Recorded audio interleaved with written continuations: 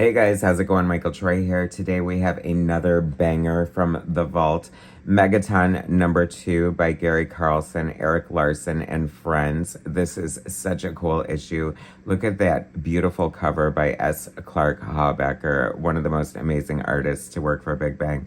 This is such a great issue, guys, so I cannot wait to share it with you. Subscribe to my channel if you haven't already. Hit that like button and let's get right into it. You know, I just noticed as I'm staring at this cover, and I never noticed before, this is pareidolia for sure, but there's a face here. There's like the eyes, the nose, the mouth. It's almost like a dog face if you look at it like that. That is so cool. Like I said, this cover is illustrated by Clarke Hawbaker. He worked for Megaton back in the day. Megaton is the precursor to Big Bang Comics. If you watch my channel, you should be familiar with Big Bang Comics, one of the longest running independent comic book companies, launched by Gary Carlson and Chris Ecker, co-creators, co-publishers, co-conspirators. I did my Big Bang anthology, which featured Megaton, like one of their first characters. They were doing like superhero books, and then like Vanguard, Berzerker, and then they sort of shifted gears to the Big Bang, like the nostalgia books that they really loved. Okay, so this is a treasure trove, I'm telling you. So Big Bang Comics is like the best big kept secret. Megaton is part of that. Erik Larsen worked on a lot of these earlier issues. Arguably the first appearance of Savage Dragon is next issue. So these are worth a lot. I'm not sure if this one in particular is, but I'm sure all the Erik Larsen ones have to be to some extent. But Big Bang and Megaton sometimes do show up in the dollar boxes. So if you see them, and do not sit on it, do not hesitate, because there's always like this hidden treasure trove of artists. I open the page as I say that, and we have this amazing illustration from Don Simpson, which I first saw in the Megaton archives, which collected all of these books. And I just had to have it for my Big Bang anthology. As a long fan of Don Simpson, I was so excited to see it. I colored it, included it. It was like a dream come true. Loved it. This picture by Jackson Butch Guice, another artist who arguably got his start at Big Bang Comics.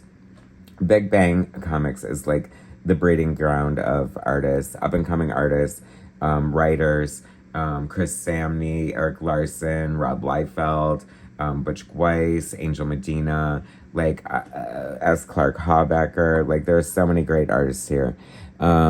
So let's do the credits. Front cover, Clarke Hawbaker, Vanguard by Gary Carlson and Erik Larsen. How cool is that? Inks by Sam Granger. He is definitely like a veteran inker, correct, right? Megaton, story by Gary Carlson and art by Clarke Hawbaker. Centerpiece by Jackson Guice and Ken McFarlane. So Jackson went back and forth between Butch and Jackson Guice. I feel like he goes by Jackson now, I'm not sure. But obviously Butch is a nickname. Feral, story by Don Chin, art by Ken Mayer Jr. Ethrian, story by Gary Carlson, art by Frank Foscoe, and back cover by Erik Larsen. So much fun to see Vanguard. I love Vanguard. Vanguard miniseries is one of my favorite series by Gary Carlson and Erik Larsen. It is so good by an array of artists. Love that series. Love this character. He was kind of off limits for my Big Bang anthology. I would love to play with the character. I would love to see this character come back in a big way. There are a few characters. All of the Big Bang Megaton characters are great, but there are a few like real standouts that have huge commercial appeal that, I don't know, deserve their own movies. And Vanguard is definitely one of them. Berzerker for sure. Night Watchman, Ultiman. Look at this great art from Erik Larsen. So this is before he's working at Marvel. Actually, I feel like he was at DC, then Marvel, but doing indie books first. You know, Gary Carlson. It's funny that he sort of started on Dragon, went to claim fame and notoriety at DC and Marvel, and then would return to Dragon, and has been doing it for the past 30 years. I do think he has some either Marvel or DC project coming up that he teased recently, and it's always fun to see the Image guys go back. You know, Mark Silvestri has done it recently. So look at the crate, but this is a very young Erik Larsen. He's probably like 19, 20, like early 20s at best. We still see the foundation for everything that makes Erik Larsen great. The detail, the storytelling, the action, the 2-page spreads. He's doing backgrounds. He's pulling out all the stops. One of the ways to get discovered by the big two is by working at the independent companies and proving that you can tell a story and you've got the chops to do that. And, as someone who started drawing their own comics when they were, I don't know, 6, 8 years old with Dragon, who knows, probably before that, Larsen has never not drawn comics, so he's just gotten better and better over the years. But I just think it's really fascinating to, and sort of like an interesting study to look back and see like all the amazing stuff. If I'm an editor at Marvel and looking at somebody's submission, ticking all the boxes here: storytelling, backgrounds, interesting camera angles, machinery, humans, interaction, different expressions. You really do have to know how to draw everything. Interesting, earlier looking version of Mighty Man here, who is sort of like a shared character of Gary and Erik, I believe. There are a couple of characters like that, like Vanguard. And I don't think Berzerker. I was going to say Berzerker, but I don't think so. Isn't this funny, like, to see this? Like, there are definitely, like, tropes of the artist. Like, definitely, like, the way he draws fists, the way he draws punches, the way he draws, a character flying at the camera who's been punched. Love that fun inking effect there. I don't know, it's hard to say whether Sam Granger was a great inker for Erik, not seeing the pencils. He seems a little more old school.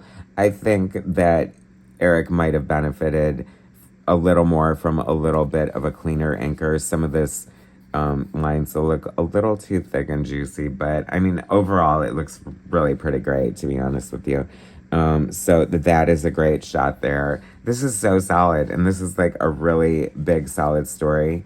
Oh, and here we go, Savage Dragon. Oh my gosh, low-key, do I have the first appearance of Savage Dragon.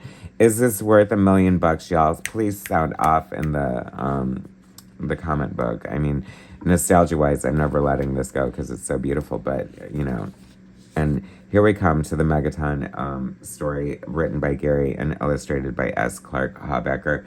I would love to research this artist. I feel like I've said this before and haven't gotten around to it. I love this style. I feel this is very much in the wheelhouse of like what Howard Chaykin was doing on Black Kiss around the same time. This is evocative of like indie 80s black and white comics, which I had that thought earlier when I was doing that. Since Big Bang and Megaton is so superhero heavy, I definitely think they suffered from not being in color. Whereas a book like Cerebus and I can't think of another example immediately, Bone perhaps, but like being in black and white, Strangers in Paradise, sort of like almost served the cause in those cases.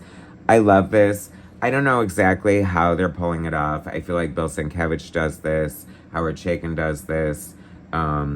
There's either heavy photo reference or photo manipulation. I mean, obviously that's like an answering machine and that's a direct like photocopy. So I feel like there's some sort of technique that I would love to discover and be more adept at. This is definitely, like I said, what Howard Chaykin was doing on Big Black Kiss, mixing this sort of photorealism with like these great like screen textures and zipatones and things like that. I love this spread so much. This art truly is gorgeous. I mean, Gary Carlson just really cultivated like an awe-inspiring amount of like beautiful art over the years. Like I said, like doing my research for my Big Bang anthology was like such a revelation. Like I always had this like, affection for Big Bang and reverence and like really appreciated what they did. But once I did the deep dive, I just realized like how multi-layered and how like much thought, innovation, and true talent like went into the books that they have produced over the years. And it's they deserve their place in comic book history, and they deserve definitely more attention. So I'm always happy to keep doing these Big Bang videos, these Megaton videos, to showcase like this gorgeous stuff. I mean, have you ever seen a more beautiful 2-page spread? I love this so much. It looks so good. Megaton flying ahead of this plane, this beautiful cityscape in the background. I mean, this is gorgeous. This could be a poster. I low-key would love to color this. I don't know if I could find a scan, but it's just beautiful. It is so beautiful. And I don't know, like, you know, why didn't this artist blow up? What else did he do? Also, Mark Beecham, kind of reminding me a little bit of Mark Beecham in a way. All in that same group there. Little Neil Adams-ish, perhaps, with the, you know, the texture and the realism in the screens. It is just so beautiful. I could look at this art all day long. I want to talk to this artist and know, like, how he is so talented. I just love it. It is really beautiful. I love the Playboy. I love Megaton. He's such a great character. He's another character who could definitely support his own book. Very innovative, very ahead of his times. Gary Carlson didn't think twice about making him black. You know, at a time when a lead African-American character might not necessarily sell a book as well as, you know, a white character, especially in the 80s. What a beautiful page. It is just so beautiful. I'm absolutely blown away by the art of this S. Clarke Hawbaker, and I just love it so much. Once again, another, you know what I'm saying, like every time you turn a page, these beautiful anthologies that launched the career of Gary Carlson, Chris Archer, Big Bang, history, Butch Guice. Interesting, the inks are by McF. I really doubt that that's inked by Todd McFarlane, but it very well could be. Oh, wait, no, Ken McFarlane. My bad. Todd's uncle. Just kidding. But that would have been crazy, huh? Although, I was going to say, we kind of know what Todd McFarlane inks look like, and they would not be this, although his art style was very different at that time as well, as he was an up-and-comer. And this is just more fun, gorgeous art. Plot script by Don Chin, art by Ken Mayer Jr. I feel like he has a long-running association with Gary and Big Bang and Chris Ecker. Another fun... Wait, what is this? Feral, Megaton, Vanguard, Jackson Youth Feral, Ken Meyer Jr. Okay. And then we have this amazing Ethrian. Ethrian is like this great, like, science fiction character.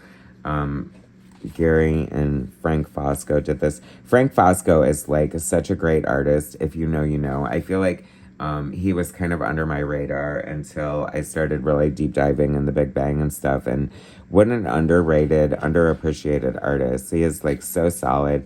Got these great, like, amazing sci-fi chops. I really love his art. This isn't even like the best example of his art. Like, it gets so much better from here. And this is like super solid to begin with. So definitely worth checking out if you ever come across Ethrian or any Frank Foscoe stuff. So good. Like, the amount of talent within these pages is just incredible, insane, inspiring.